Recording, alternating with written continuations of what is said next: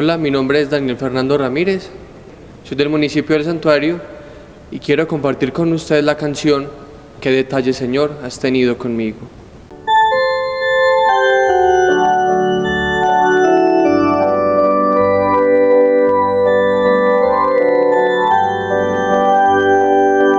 ¿Qué detalle, Señor, has tenido conmigo? Cuando me llamaste, cuando me elegiste, cuando me dijiste que tú eras mi amigo. ¿Qué detalle, Señor, has tenido conmigo?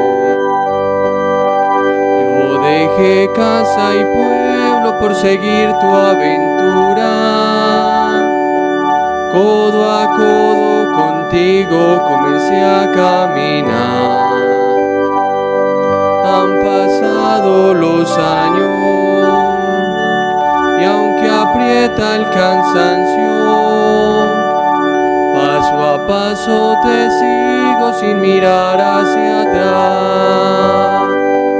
¿Qué detalle, Señor, has tenido conmigo? Cuando me llamaste, cuando me elegiste, cuando me dijiste que tú eras mi amigo.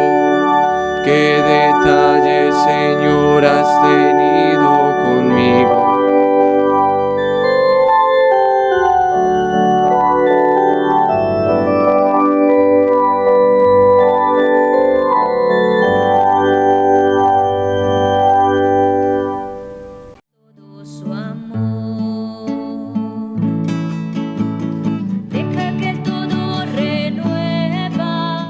Hermanos, bienvenidos de nuevo a nuestro programa Jesús Evangelio. Para nosotros es una gran oportunidad llegar a sus familias y evangelizarles. Hoy vamos a compartir un poco sobre los lugares que son indispensables en todo templo. Para eso vamos a iniciar con la centralidad de nuestro programa, escuchando la palabra de Dios. Está tomado del Evangelio según San Juan. Se acercaba la Pascua de los judíos y Jesús subió a Jerusalén y encontró en el templo 2 vendedores de bueyes, ovejas y palomas, y a los cambistas sentados, y haciendo un azote de cordero los echó a todos del templo, ovejas y bueyes, y a los cambistas les esparció las monedas y les volcó las mesas. Y les dijo: quitad esto de aquí, no convirtáis en un mercado la casa de mi Padre. El celo de tu casa me devora. Entonces intervinieron los judíos y le preguntaron: ¿qué signos nos muestras para obrar así? Jesús contestó: destruid este templo y en 3 días lo levantaré. Los judíos replicaron: 46 años. ¿Ha costado construir este templo y tú lo vas a levantar en 3 días? Pero él hablaba del templo de su cuerpo. Palabra del Señor. Gloria a ti, Señor Jesús. Como les venía diciendo, queridos hermanos, vamos a compartir con ustedes un poco los lugares indispensables que no pueden faltar en ningún templo. Para eso vamos a saludar a nuestra invitada, que nos va a permitir conocer mejor estos lugares. Él nos va a indicar y yo, a medida que ella nos va sugiriendo los lugares, les voy a explicar qué función cumple dentro del templo. Le damos la bienvenida a Jessica. Jessica, bienvenida. Muchas gracias. Bueno, ella es la sacristana de nuestra parroquia, la parroquia San Juan Bosco. Ahora, Jessica, entonces, ¿usted qué lugar nos quiere indicar en primer momento para que nuestros televidentes puedan conocer qué no puede faltar en un templo? Y yo, por mi parte, les explicaré qué función cumple y qué significado tiene. ¿Qué lugares? Bueno, los lugares que vamos a presentar el día de hoy son el baptisterio, el confesionario, el altar, el sagrario y la sede. Y luego vamos a presentar y todo lo que es la teología de este templo, ¿cierto? Entonces vamos a pasar primero a la pila bautismal y al baptisterio. Los invitamos a que sigan con nosotros este recorrido.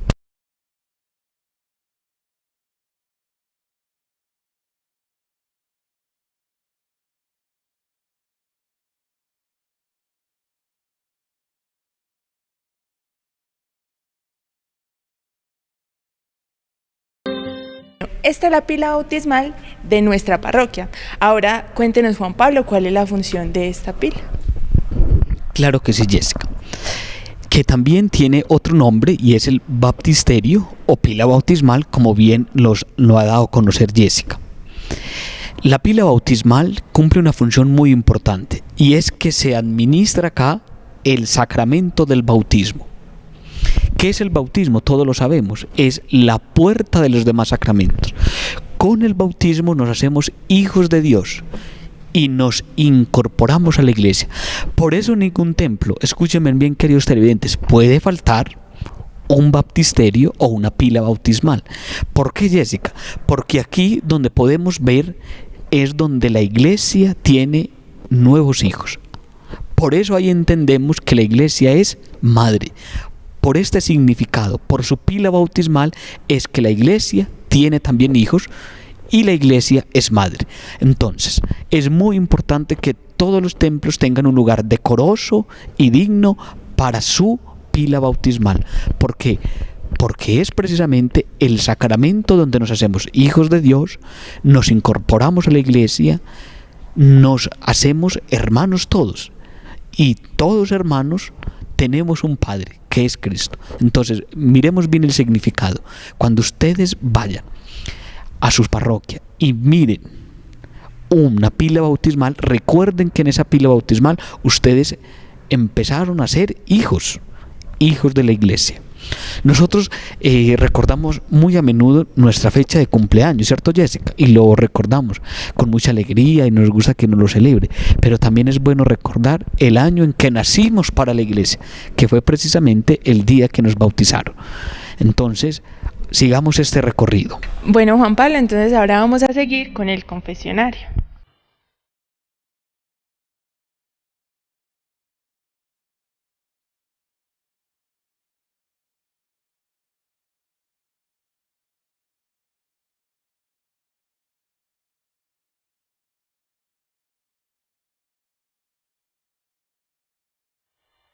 Bueno, Juan Pablo, este es nuestro confesionario. Ahora nos gustaría que nos cuente cuál es la función que tiene.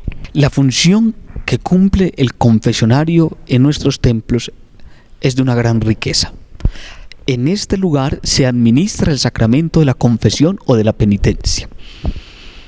Aquí, en este lugar, es donde podemos ver de cerca y podemos sentir y experimentar la misericordia de Dios. Aquí es donde vienen todos los hijos de Dios. El lugar que recorrimos primeramente, el bautismo. Allá en el bautismo se nos perdonan todos los pecados. Sí, pero aquí una vez, después del bautismo, que hemos fallado, hemos caído en pecado, aquí es como si fuera un segundo bautismo. ¿Por qué? Porque vuelve la gracia de Dios, donde el sacerdote, que es el único que puede administrar el sacramento de la confesión, el único que puede administrar el sacramento de la penitencia, por medio de su sacerdocio, ejerce este ministerio y lo que hace es precisamente devolver la salud espiritual y la conversión y el arrepentimiento de todos sus pecados, la posibilidad de arrepentirse de los pecados a nuestros fieles. Entonces, la función que cumple, ¿cuál es? Administrar el sacramento de la confesión, que no es más que otra cosa que el perdón de los pecados. Y aquí los fieles tienen unas experiencias muy bonitas, como cuáles. Primero, un examen de conciencia. Ellos recuerdan lo que han fallado y en ese recuerdo hacen un propósito, que es precisamente el propósito de enmienda. Ellos desean no volver a pecar. Y por último, le confiesan al sacerdote, el sacerdote que está administrando sus pecados. Esos son lo que nosotros llamamos los actos del penitente, que son fundamental para una correcta administración del sacramento de la confesión. Vamos a seguir nuestro recorrido. Hemos caminado dos lugares muy bonitos que no pueden faltar en ningún templo, Jessica. Es el bautismo, donde nos hacemos hijos de Dios, el confesionario, la pila bautismal, donde nos hacemos hijos de Dios, y el confesionario, donde nos reconciliamos con Dios, con los hermanos, con la creación, con la iglesia. Bueno, nuestro siguiente lugar es el altar.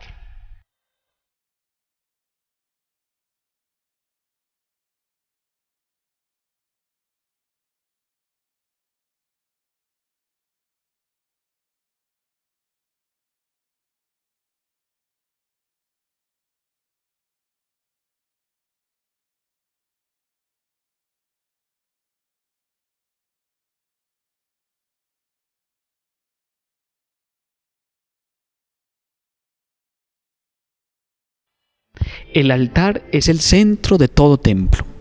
Incluso cuando vamos a nuestros templos lo podemos notar. ¿Cuál es el significado o la función que cumple el altar? Si la Eucaristía es el centro de nuestra vida cristiana, es efectivamente en este altar y en todos los altares de todo templo, es donde la Eucaristía se nos hace alimento, se nos hace comida. Es en este altar donde Cristo se hace verdadero pan y verdadero vino, bajo las especies de pan y de vino. Por eso el altar debe ser un espacio decoroso, aseado, muy bonito, y siempre debe estar acompañado de unos cuantos cirios. ¿Para qué? Para dar a conocer la presencia de nuestro Señor Jesucristo. El altar, recordemos, es entonces donde se hace el sacrificio de la misa. Es en un altar. Ustedes han podido notar cuando van en las Eucaristías que cuando el sacerdote pasa por delante del altar, le hace una pequeña genuflexión o venia. ¿Cuál es el significado? Que ya el altar representa al mismo Jesús. Al mismo Jesús. El altar debe ser un lugar de mucha reverencia y respeto, porque es donde el Señor se nos hizo alimento, se nos hizo comida, se nos hace bebida. Vamos a seguir nuestro recorrido. Bueno, nuestro siguiente lugar es la sede.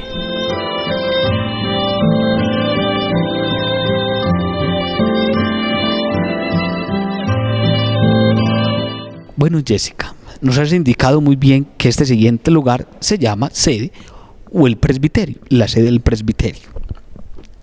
Aquí es donde este lugar cumple una función importante y es donde el sacerdote se sienta. ¿Para qué? Para escuchar la primera lectura, la segunda y el salmo. Aquí el sacerdote también preside este banquete santo de la Eucaristía. Como él es el presidente, aquí puede tomar un lugar para él presidir de una manera más digna estos sagrados misterios. Entonces el sacerdote aquí es donde se sienta. Aquí no puede sentarse otra persona más, aquí no puede sentarse un acólito o cualquier persona, no, porque es solamente para el sacerdote y los acólitos, es decir, los que sirven al altar.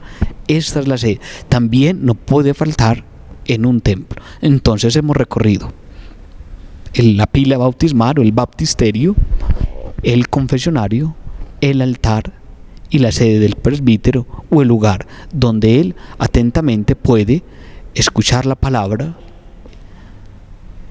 y alrededor de sus acólitos que le van a servir. Bueno, ahora vamos a pasar al lugar más importante de cualquier templo. Jessica, como bien lo has indicado, es el lugar más importante de nuestro templo y de cualquier templo, y es el sagrario. El sagrario es importante, ¿por qué? Porque está nuestro Señor Jesucristo reservado. Ahí nuestros fieles pueden venir, fuera de la Eucaristía, a tener un encuentro personal con nuestro Dios, con el Señor. ¿Por qué? Porque Él está bajo las especies del pan y del vino, con su cuerpo, su alma y su divinidad. Él es el verdadero Dios y ahí está reservado. Preguntarán ustedes, bueno, ¿y por qué se guarda el Señor? ¿Por qué se reserva? Muy importante que se surja esa pregunta. Puede reservarse primero las especies para los enfermos. El sacerdote, después de la Eucaristía, cuando un enfermo necesite de la Eucaristía, necesite de la comunión, toma las especies santas, consagradas, y va donde los enfermos y les distribuye. También puede, ¿para qué? Como no podemos dimensionar qué personas van a comulgar, Entonces, si llegan a faltar las que se están consagrando en el altar, el sacerdote viene al sagrario y toma del sagrario las que están ya consagradas. Entonces aquí no se ponen que hostias sin consagrar, no, de ninguna manera. Aquí ya está el Señor vivo y presente, y por eso le debemos siempre una reverencia a nuestro Dios. Y por eso yo los invito, queridos fieles, es muy bonito lo de la piedad popular, que ustedes llegan a nuestros templos y quizás de pronto lo que hacen es visitar, ir a orarle o venerarle a una imagen, bueno, qué sé yo. Pero yo los invito que el lugar que ustedes deben visitar en un primer momento, arrodillarse y mostrar su respeto y reverencia, es al sagrario. Al sagrario, ¿por qué? Porque aquí sí está el Señor vivo y presente. Vamos a continuar con nuestro siguiente lugar. Bueno, nuestro siguiente lugar es el ambón.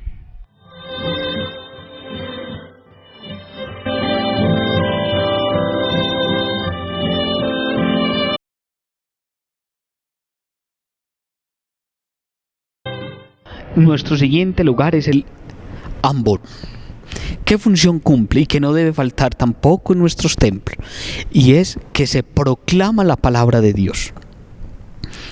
Palabra de Dios que es tomada del Antiguo y del Nuevo Testamento. ¿Y cuál es el central? El Evangelio. El Evangelio es la centralidad de la liturgia de la palabra. En el ambón también se hace la homilía.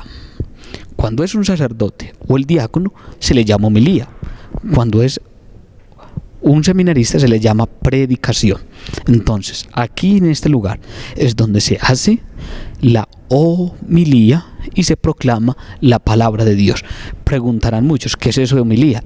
Precisamente es el arte de predicar, de interpretar y de dar a conocer un mensaje a los fieles a partir de las lecturas o de la solemnidad o de las fiestas o de las memorias que estamos celebrando en la iglesia. Entonces el sacerdote lo que hace desde este ambón efectivamente es dar a conocer un mensaje claro, preciso, acorde a la asamblea, para que puedan nutrirse espiritualmente. Bueno, nuestro siguiente lugar es la teología de nuestro patrono. Vamos a continuación a tratar la teología del patrono de este templo, que es San Juan Bosco.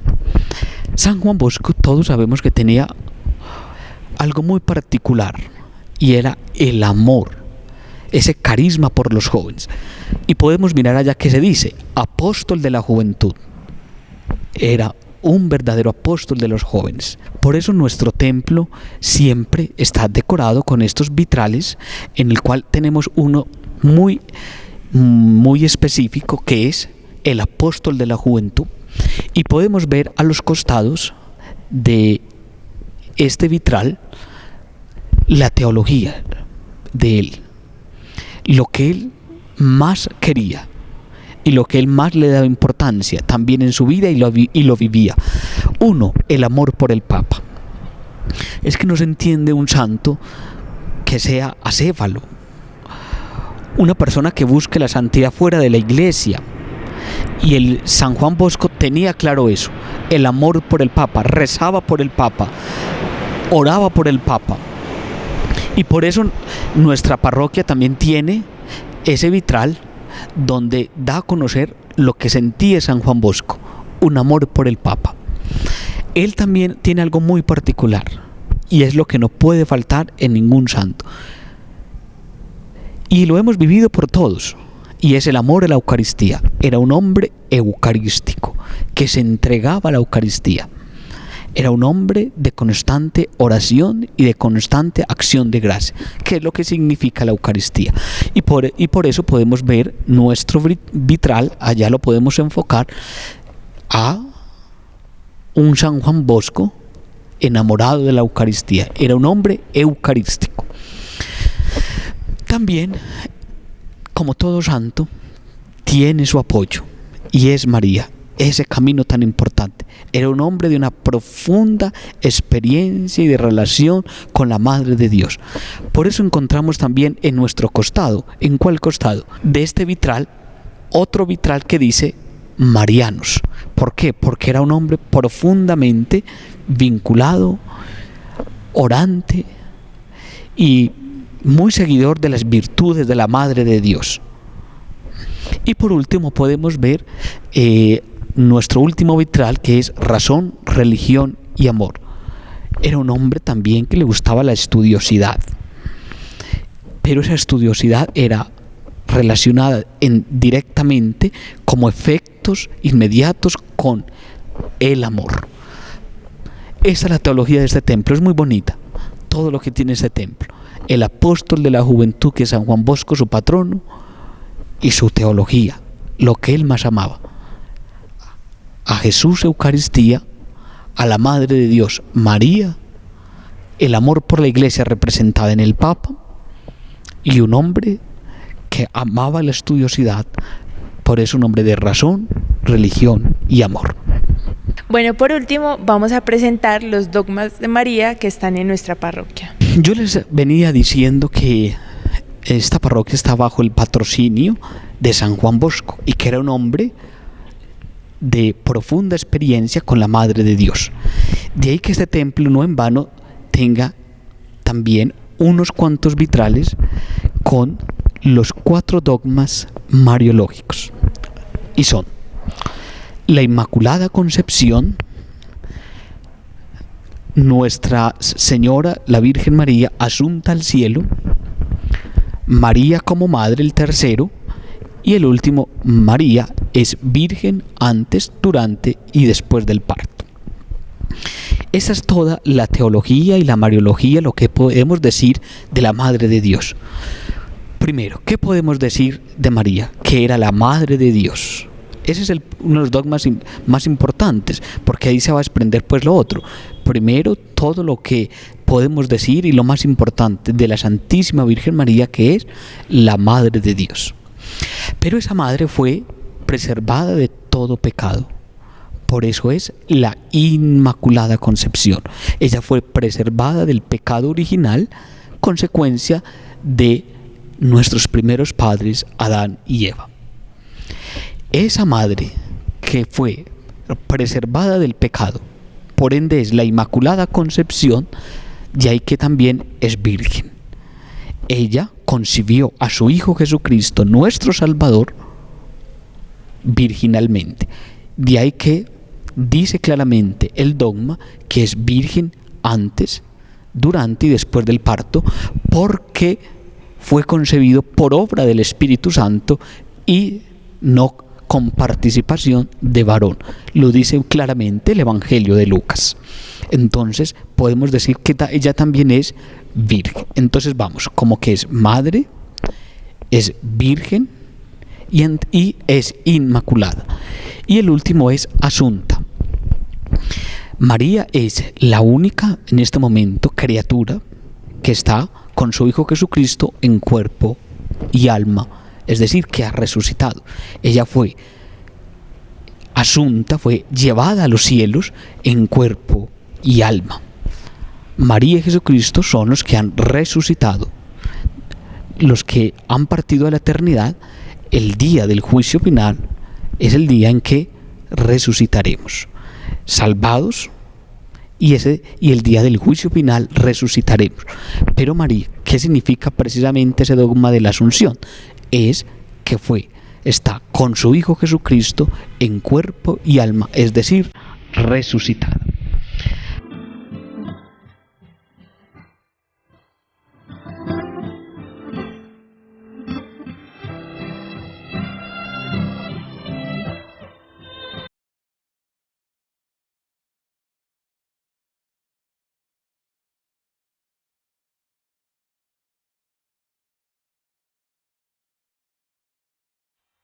Queridos hermanos, así llegamos al final de nuestro programa, donde hemos recorrido lo que debe tener todo templo. Hemos pasado por la pila bautismal o por el baptisterio, que es donde se administra el sacramento del bautismo, el confesionario donde se administra el sacramento de la confesión. Hemos pasado al altar, la centralidad de todo templo, el sagrario, donde se reserva a Jesucristo, verdadero Dios verdadero hombre, verdadera carne, verdadera comida, verdadera bebida, bajo las especies del pan. Y hemos pasado a la sede posteriormente, y por último hemos hablado de la teología de San Juan Bosco, cuyo patronato está la parroquia y esta comunidad. Hemos hablado un poco de su teología, que es el amor al Papa, que es un hombre eucarístico, que era un hombre de profunda experiencia con la Madre de Dios, y de ahí que también les hemos mostrado, indicado un poco, la Mariología o la teología de la Madre de Dios, que es madre, que es inmaculada, que es virgen y que fue asunta al cielo. Y a continuación vamos a tener un pequeño diálogo con un compañero que me ha parecido muy importante, una monografía que escribió sobre la primera comunidad cristiana, y a raíz de eso también él tuvo lugar a reflexionar a partir de esos textos de los Hechos de los Apóstoles de la primitiva comunidad cristiana, cómo enfocarlo en los sacerdotes de la diócesis. Vamos a escuchar y vamos a vivir este espacio.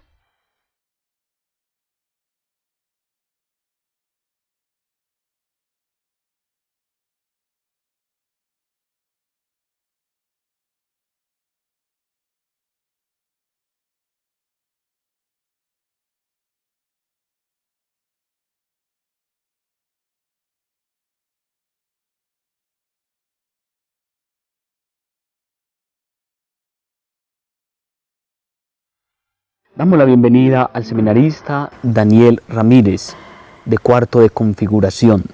Daniel, bienvenido. Muchas gracias, Juan Pablo. Un saludo muy especial para usted y también para toda la comunidad unitense y a las demás personas que siguen este programa a través de diferentes medios de comunicación social. Yo quisiera, Daniel, que iniciáramos con la centralidad de este programa, que es la palabra de Dios. Vamos a tomar el libro de los Hechos de los Apóstoles. Daniel, bien pueda. Tomado del libro de los Hechos de los Apóstoles, capítulo 5, versículos 12 al 17. Por mano de los apóstoles se realizaban muchos signos y prodigios entre la gente. Todos se reunían con un mismo espíritu en el pórtico de Salomón, pero aunque la gente hablaba de ellos de forma elogiosa, ninguno de los otros se atrevía a unirse a ellos. Cada vez era mayor el número de los creyentes que se adherían al Señor, una multitud de hombres y mujeres, hasta el punto de sacar los enfermos a las plazas y colocarlos en los lechos y camillas, para que al pasar Pedro, si quisiera su sombra cubriese a alguno de ellos. También acudían a Jerusalén mucha gente de las ciudades vecinas, trayendo enfermos y atormentados por espíritus inmundos, y todos se curaban. Palabra de Dios. Te alabamos, Señor. En el camino entenderemos por qué hemos escogido el libro de los Hechos de los Apóstoles. Daniel, he tenido la oportunidad de invitarte a este programa porque tuve un acercamiento a la monografía de teología que has realizado en este proceso formativo. La monografía lleva como título La dimensión comunitaria del clero diocesano en algunos textos del libro de los Hechos de los Apóstoles. Dani, quisiera que nos introdujera un poco acerca de este trabajo, de esta monografía, que realmente tuve la oportunidad de acercarme, leerla, y por eso te invité al programa, porque veo una riqueza espiritual y a la vez teológica en este trabajo. Muy bien, Juan Pablo, entonces la monografía está dividida en tres partes. La primera tiene una parte bíblica basada en el texto que les acabé de leer, Hechos 5, 12 al 17, y también el relato de Pentecostés en el capítulo 2 del mismo libro. La segunda parte tiene un acercamiento doctrinal y magisterial con un tinte teológico, y la tercera parte es unas propuestas que hacemos desde nuestro equipo a cómo fortalecer esa dimensión comunitaria del clero, de hacer crecer esa fraternidad, esa hermandad entre los sacerdotes. Dani, allí hay una riqueza bíblica. Quisiera que nos compartiera la profundidad de este trabajo a la luz de la Sagrada Escritura. Entonces, como les decía en la introducción, tomamos dos textos. El primero de ellos es el relato de Pentecostés en el capítulo 2, que nos centramos en dos aspectos comunitarios. El primero de ellos es que los apóstoles estaban reunidos. El Espíritu Santo no le llegó a ellos a cada uno a su lugar, sino que mientras estaban reunidos, el Espíritu Santo llegó a ellos. Y lo segundo es que ellos estaban reunidos en un lugar común, en una casa.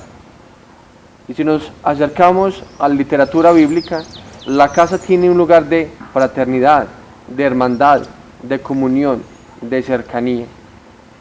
Y hacíamos la comparación o recalcábamos la idea de que los apóstoles están doblemente protegidos. Uno, entre ellos mismos, como comunidad, como hermanos, como seguidores del Señor. Y la segunda es que ese espacio físico, esa casa, esas cuatro paredes, significaban otra protección, pero que no era una protección accesoria, sino que estaban protegidos doblemente, físicamente, pero también protegidos de corazón. Y en la segunda parte, tomada de Hechos 5, 12 al 17, menciona cómo ellos tienen gestos comunes, cómo salen a servir, a ayudar a sus hermanos, a crecer en la vida fraterna, de compartir, de comunicarse. La oración, la comunión, la fraternidad, la cercanía, la ayuda. Como hemos escuchado, queridos hermanos, de Daniel, bíblicamente la fuente es Hechos de los Apóstoles. ¿Qué es eso de los Hechos de los Apóstoles, Dani? Bueno, los Hechos de los Apóstoles es el quinto libro del Nuevo Testamento, está seguido de los 4 evangelios. Entonces, como su nombre lo indica, son hechos y son de los apóstoles. Hechos son milagros, maravillas, actuaciones, palabras. ¿De quién? De los apóstoles. ¿Y quiénes son los apóstoles? El evangelista distingue en la comunidad los discípulos, los seguidores, y le da un enmarque especial a los apóstoles. Los seguidores son los creyentes, son los que escuchan la palabra de los apóstoles, y los apóstoles son los testigos de la vida de Jesús. Entonces, los apóstoles, los 12, vieron, conocieron, escucharon, se dejaron amar por el Señor, y ellos comunican a sus seguidores esos mensajes, esa palabra que han recibido del Señor. Esto ciertamente no se queda simplemente en el plano utópico, sino que esto tiene una reflexión racional y teológica. Quisiera que nos compartiera, Daniel, qué reflexión teológica ha sacado de esta monografía. Bueno, Juan Pablo, nosotros de esa monografía hemos reflexionado a la luz del magisterio de los últimos papas, del Papa Francisco, del Papa Benedicto y del Papa San Juan Pablo II, en dos palabras o en dos expresiones que recalcan mucho la fraternidad entre los sacerdotes. La primera de ellas se llama fraternidad sacramental. ¿Qué es eso de la fraternidad sacramental? Reconocer que todos los sacerdotes, por el don que han recibido, son hermanos, que por esa imposición de manos, por la unción también de sus manos, comparten un mismo ministerio, comparten la gracia de ser hermanos, de comunicar la misma palabra de Dios, de seguir adelante en el quehacer cotidiano. Y la segunda expresión en la que nosotros nos adentramos, en la cual nosotros profundizábamos y queríamos recalcar y hacerle un hincapié especial, es la expresión fraternidad. Entonces, los sacerdotes son hermanos, que se reconozcan como hermanos, pero en otros ambientes cotidianos, en salir a tomar un café, en salir a realizar un paseo, a compartir con sus hermanos enfermos, a visitar a tantas personas, pero no el sacerdote solo, sino ellos como hermanos, como comunidad, como amigos, como seguidores del Señor. Quisiera, Daniel, que nos compartiera también por qué quiso, en qué se inspiró para hacer esta monografía tan importante para nosotros, que tenemos una riqueza sacerdotal. Bueno, entonces yo me inspiré primero en mi vocación de pequeño. Yo soy del municipio del Santuario, y allí son 3 parroquias donde hay muchos sacerdotes, y yo vi ellos como se trataban de bien, con ese cariño, con ese respeto, y decía, ve, qué bonito ellos cómo se tratan. Y la gente también veía en los sacerdotes, y todavía lo sigue viendo por supuesto, ese cariño, esa unidad, esa fraternidad que se tiene, que no es algo del pasado, es algo muy presente y que es un signo muy bonito en este siglo XXI. Y la segunda inspiración, ya me vino en el seminario, muy adelante por cierto, es que yo presté un servicio pastoral en la Casa Sacerdotal La Transfiguración, en el municipio de Río Negro, donde se atienden sacerdotes, ancianos y enfermos.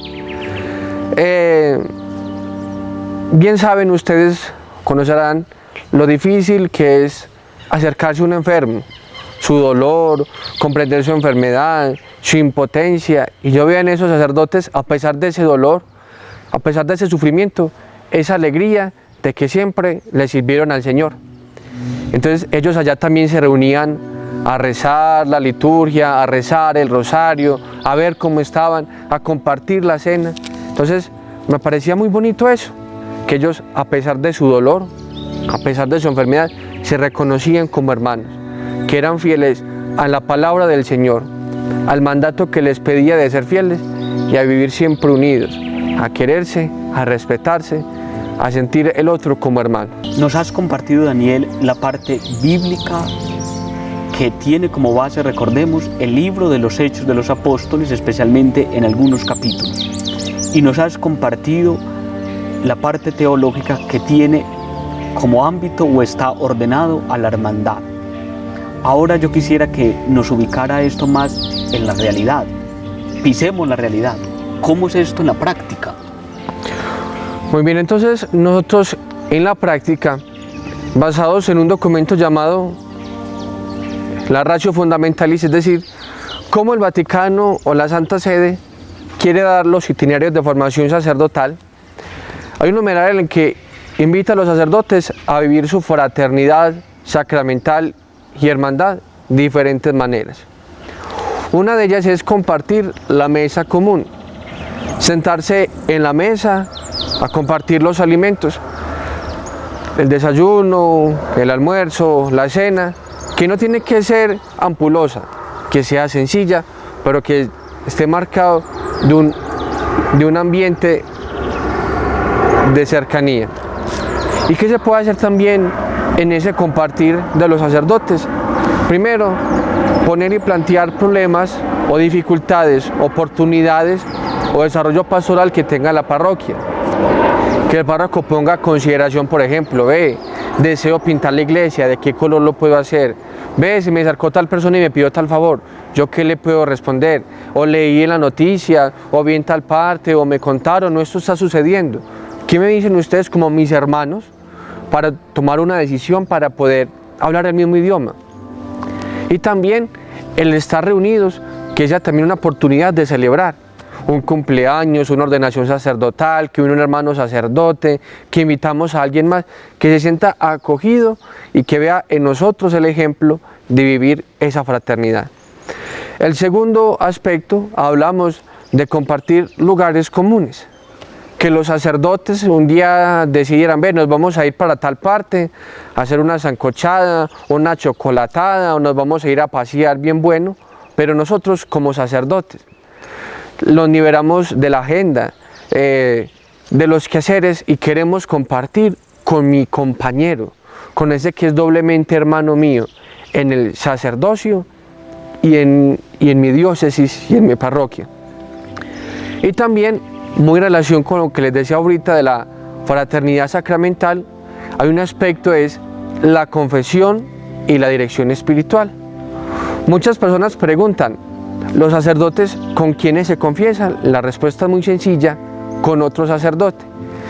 Entonces, en la confesión del sacerdote debe haber humildad de parte y parte. Humildad del que se confiesa, reconocer sus pecados, su flaqueza. Y también humildad del confesor, que saber que ese hermano que se le ha confiado, que le ha abierto su corazón, lo debe acoger con respeto y con un privilegio especial. Y si es necesario, hablarle de corazón a corazón, de hermano a hermano, y decirle: estás fallando en esto. Si necesitas mi ayuda, aquí estoy. Si necesitas mi dirección, aquí siempre estaré. Es recordar que ellos son hermanos por siempre, que están unidos y que no pueden vivir aislados y separados. Nos has compartido que la monografía tiene como fin la dimensión comunitaria en el clero diocesano. Yo quisiera que nos compartieras si esto es posible también en los demás fieles, es decir, en nuestros laicos. La respuesta rotunda es un sí. Los laicos compartimos una misma misión y tenemos el ideal de vivir como hermanos. ¿Y cómo se manifiesta esa hermandad que nosotros como laicos tenemos? En primer lugar, se manifiesta en la Eucaristía. En la Eucaristía vamos a la casa de Dios a reunirnos como hermanos. Y en el aspecto bíblico que les mencionaba de cómo ellos están protegidos por una casa, eso también significa el templo como casa de Dios. Nos reunimos y nos protege las cuatro paredes y el techo, pero también me siento protegido por mi hermano.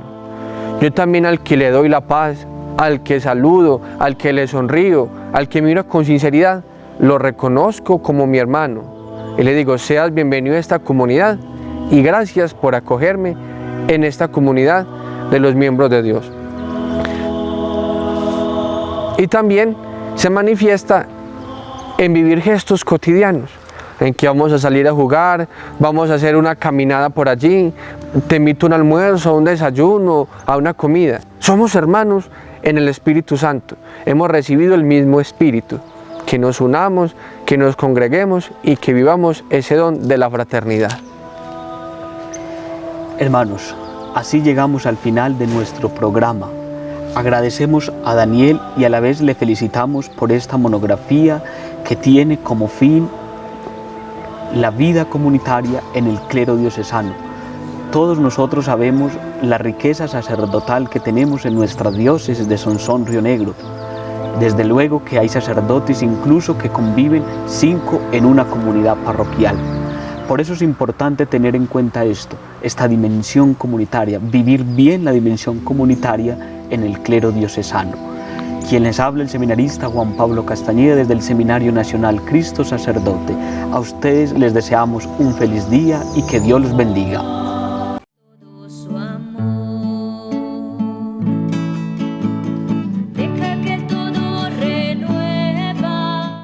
Presento la canción Espíritu Santo, ven.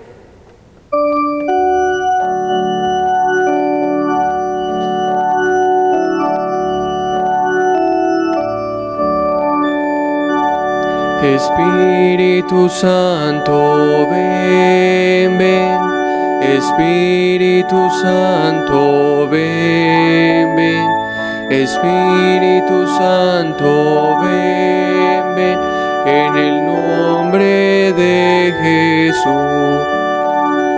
acompáñame, ilumíname, tú cada día, acompáñame, ilumíname, Espíritu Santo, ven, ven, Espíritu Santo, ven, ven. Espíritu Santo, ven, ven. Espíritu Santo, ven, ven. En el nombre de Jesús, santifícame y transfórmame todos los días. Santifícame y transfórmame. Espíritu Santo, ven, ven. Espíritu Santo, ven, ven. Espíritu Santo, ven, ven. Espíritu Santo, ven, ven. En el nombre de Jesús.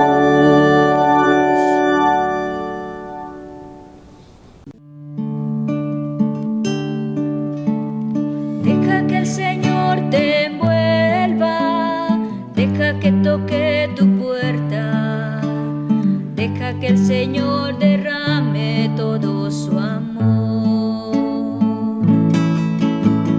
Deja que todo renueva. Deja que el Señor te envuelva. Deja que toque tu puerta. Deja que el Señor